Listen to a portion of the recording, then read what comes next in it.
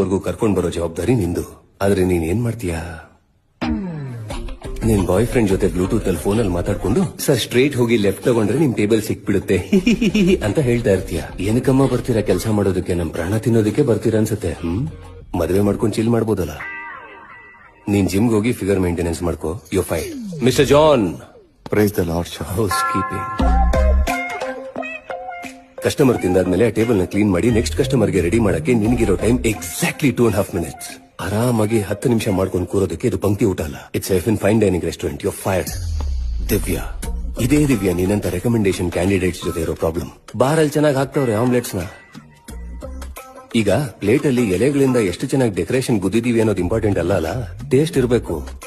ನಿನಗಿನ್ನು ಸ್ವಂತ ರೆಸ್ಟೋರೆಂಟ್ ಮಾಡ್ಬೇಕು ಅಂತ ಆಸೆ ಇದೆಯಾ? ಯಾವನ್ ತಿಂತಾನ ಅದರಲ್ಲಿ, ನೀನೇ ತಿನ್ಬೇಕು. ನೀವ್ ಯಾರು ಸ್ಪೆಷಲ್ ಅಲ್ಲ, ಹೇಳ್ತಾ ಇದೀನಿ. ನೀವೆಲ್ಲರೂ ನಿಮ್ ಕೆಲಸ ಕರೆಕ್ಟ್ ಆಗಿ ಮಾಡ್ತಾ ಇದ್ದೀರಾ ಅನ್ನೋದೇ important. Learn to do your job right or I'll find people who can. Yeah? Yes, chef. Do I have a yes? Yes, chef. Out. ವರ್ಗೂ ಕರ್ಕೊಂಡ್ ಬರೋ ಜವಾಬ್ದಾರಿ ನಿಂದು. ಆದ್ರೆ ನೀನ್ ಏನ್ ಮಾಡ್ತೀಯಾ, ನಿನ್ ಬಾಯ್ ಫ್ರೆಂಡ್ ಜೊತೆ ಬ್ಲೂಟೂತ್ ಅಲ್ಲಿ ಫೋನ್